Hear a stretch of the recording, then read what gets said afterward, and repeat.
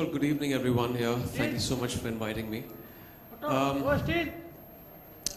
First of all, I want to, for people who have not read the book or don't know about my son's cancer, I'll give you a bit of a lowdown on what happened in 2014. My son was at that time 3 years, 10 months, and he was diagnosed with a condition called Wilms tumor. It's a very rare case of kidney cancer. It happens to a very small percentage of kids worldwide. And my son happened to be part of that unfortunate percentage of kids. This discovery of this cancer, the first very bizarre symptoms were over a very usual brunch at a 5-star restaurant in Mumbai when we had come back from a New Year trip in January. And there was no accompanying fever, there was no vomiting, there was no discomfort that my son had. He was extremely, he's a very, very positive, very, very energetic kid. And that day he happened to pass blood in his urine. And we as parents obviously freaked out. We took him to the nearest hospital. That's where we all get treated. That's in Khar, Hinduja. And his pediatrician, Dr. Ajit there, did the tests. And we found a 9-centimeter tumor that was growing on top of his left kidney. And, for any parent, and I'll speak for ourselves, for me and my wife, when we heard the news, it's like the ground beneath our feet had been ripped off. Cancer, the perception of cancer for a layperson like me, and I consider myself as a layperson because with education, with even staying in Mumbai, you've heard of people get cancer, but you don't actually go to the depths of it unless you have someone close to you diagnosed with the disease. My perception of cancer was this monster that is going to take my son's life. Because of a lot of things, maybe the way it's been projected in the media, maybe the way just the general vibe of what cancer has done worldwide. It has overtaken heart disease over the past decade. It's very prevalent in our country, in rural and because of urbanization in most of the places. And you're constantly hearing about deaths related to cancer. And that was my, prime fear at that point of time, that this is going to take my son's life. The perception changed when I started informing myself, when I started reading up a lot about cancer and demystifying a lot of things about this dreaded disease. I realized that 70 to almost 95%, in my son's case, the prognosis is extremely good. Wilms tumor has one of the best prognosis as far as cancer goes. It's highly treatable, and that was very heartening for me to know. But there was a revelation that happened over the course of 2 months after reading. So I had an agonizing 2 months. And, but still, there's no way of encompassing that in words or trying to explain what a parent goes through. It's worse than being confronted with your own mortality, hearing that your 3-year-old son has got cancer. And our lives have changed ever since. We've started living a very new kind of normal.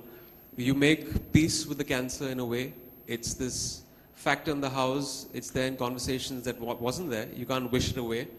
And your perception changes, and then you have to fight the good fight against this disease and make sure you don't let it get the better of you or your family. And that's exactly what we did. Yeah, Emraan, and I think I just read through the book, and you have constantly mentioned a positive message there. I mean, Superman. We use the analogy of superheroes in the book. So I think, do you wish that in some ways the media should, or the general public, should have more positive news coming out? Because as I always tell my patients, a lot of times, people proudly say that I've got an angioplasty done at a 7-star hospital, but nobody says that I've got cancer treated at an XYZ place. So do you think that kind of positive news should come out? More people. I just wish positive news sold as much as bad news is. That's the unfortunate part. But yes, I mean, there's also projections in the media that bring about positive effects of cancer, but there's no running away from the fact that it is the major killer worldwide today. So there is this dread that, there is this underlying feeling that what if, and another reason is when you have something like a diabetes or a heart, you deal with it. You have terms that you are constantly have been thrown towards you, which is 5 years survival. Your fight doesn't end after your chemotherapy or radiation. It is another psychological problem you go through for 5 years. We're still dealing with it. My son is on 2.5 years now, which is he's out of the red right now. But there are a lot of factors with cancer that actually add up the fear syndrome that we all have when we hear about cancer. So Manoj, I think that's a message that probably I think we should carry, that media needs some good news as well as bad news. Media doesn't look at news as good news or bad news. Media looks at news as news. So it's a very subjective thing. One day, I would hope that we have some of these physicians here today, because this is a great forum as well, right? We've been here all day discussing on colorectal. What a family goes through when a person in the family is diagnosed with cancer. So what do you think is this impact on the life of a family once a cancer is diagnosed, as regards the cost, as regards the anxiety? How does the healthcare worker sort of reduce this? What would you like to see the healthcare worker doing to reduce this? Well, first of all, I'd like to speak personally about our experience and the psychological impact. As parents, you go through a variety of emotions, ranging from anger, guilt, sadness. Guilt because, at that age, you're making most of the choices for your kid, and you feel that maybe it's something that you did wrong, maybe you fed the kid something wrong, there was something wrong with the nutrition, and that has a very, very deep psychological impact, that had a deep impact on us. When we heard the news, obviously it was the worst part, and post that, every day was like a new hurdle. There was post that the surgery, which we had, which was the 4 longest hours of our lives, having the tumor removed, and we lost the kidney also, because that's generally how you deal with a case where it is 9 centimeters. And post that, there was the pathology report coming in, which took us, which took 5 to 7 days, which is again the 5 longest days of my life, because then, there's the favorable histology, there's the staging, which was all very new to us. Thankfully, he was on a second stage, which made the treatment and the prognosis much better. Post that, we flew our son to Canada, to Toronto, to Sick Kids. It's one of the top pediatric hospitals. And there was one of the main reasons that we did this is because we were trying to attend, apart from the physical aspect and the medical intervention, there's a psychological impact that all this has on us as a family unit and on our son. And we didn't want him to change in any way. That emotionally scars a kid. It definitely has emotionally scarred us. Kids can't talk about it.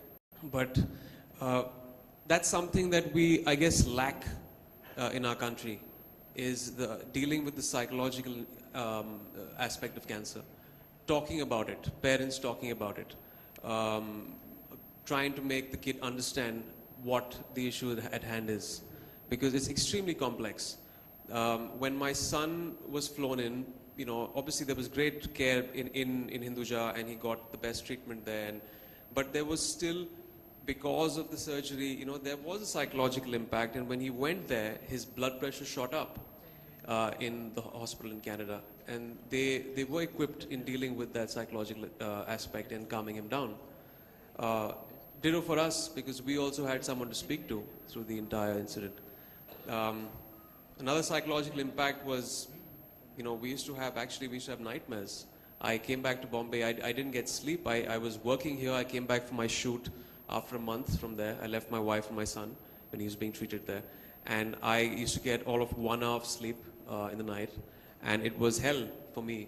But that's something that I guess every parent has to deal with. And eventually, I don't even know if I need counseling after this. So I feel that India needs more units in hospitals. I think they are starting that right now. It's in the infancy. They have a field abroad which is psychosocial oncology, which deals with, attending to the counseling sessions for parents and for even for youngsters. So it has had a deep psychological impact, something that I fully don't understand yet. I don't know the psychological impact that it's had.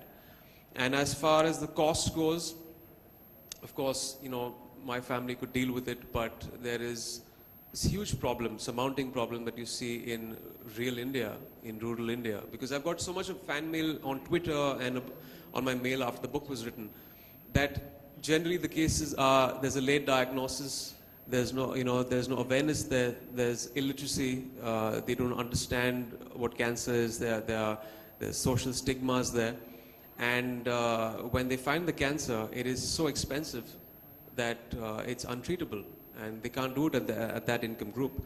But now I believe there's metronomics, which has started off in India, which is again making it extremely approachable. A few hundred rupees for a treatment in an entire month, which is a paradigm shift, and I think it's really set the standard for India and the costing here. But yeah, costing is again a key issue for that income group, which needs to be attended to. Yeah, definitely. I think psychological impact is something that we often discount as doctors. I mean, as doctors, we tend to concentrate on the disease. We tend to concentrate on curing the patient physically. So holistic care is something that is required, and taking inspiration from what TMH has. TMH does have a good apparatus as far as support is concerned, setting up cancer care groups, and that is what we have replicated in Fortis Mulund. Dr. Badwe sir, do you think we should have more of these counselors take up these messages? When they take up ads, for example, now we are seeing, I'm sorry for being blunt, but pan masala, which is supposed to be as dangerous as... Somebody takes upon himself to endorse a pan masala. He's definitely being very ignorant. When you face the situation firsthand, you realize that these are the things that you cannot touch, let alone be a role model and promote them on TV and in other media. And, as an actor, you do have a social responsibility, but where does the ignorance, how do you kind of correct that? Because till my son didn't have cancer, I didn't realize most of the hurdles that I had to cross in that situation. There, for example, cancer is a very minuscule percentage is genetic, and I realized that the lifestyle has a huge part to play in cancer and fighting it. So there were two options left to us: either we treat the cancer momentarily, or you nip it in the bud. How do you do that? You get down to actually making, huge lifestyle changes. For example, sleeping, handling stress, your diet. A lot of dietary things that are promoted by celebrities, they still don't know that is harmful. Kerala has started a very good thing, the fat tax, which has been started, which I tweeted yesterday and felt that it should be inculcated in all states. And as far as cigarette smoking, as far as smoking goes, I feel, forget about taxing, it should be banned. We know that back in the 80s and the 70s, there was this huge problem with the tobacco lobby where there was not enough evidence to prove that tobacco was actually causing lung cancer. And this debate went along for the longest time. And I think the last Marlboro ad was promoted in 1990.